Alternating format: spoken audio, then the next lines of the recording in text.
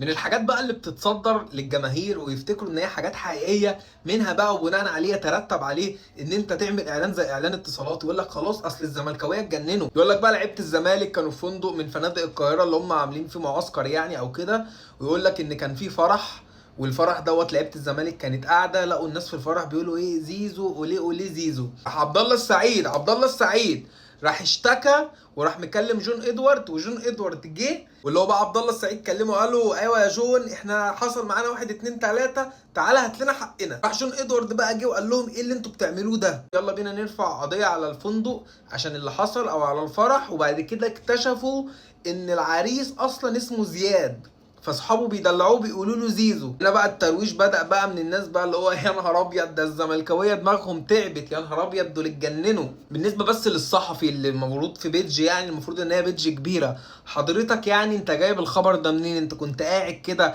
رحت مؤلف قصه؟ عامه هي قصه حلوه، انا بقول لك دوت اللي هيتصدر لك دايما، سواء بقى كنت مشجع اهلاوي او مشجع زملكاوي. دي الحاجات اللي هتسمعها الفتره الجايه، انك هتلاقي دايما الاعلام او الناس في السوشيال ميديا، سواء بقى كانت لجان او ناس تعبانه في دماغها، تلاقيهم دايما عايزين يصدروا لك ان الزملكاويه محروقين، وان الزملكاويه خلاص دماغهم فوتت، وان بص مش عارف ايه اللي بيحصل، ومواقف كوميديه معلش في الكلمه اصلا ما تحصلش لو حصل ايه. اتمنى يعني ان الناس ما تصدقش الهبل ده، وما تمشيش ورا الاعلام العبيط والصفحات التافهه.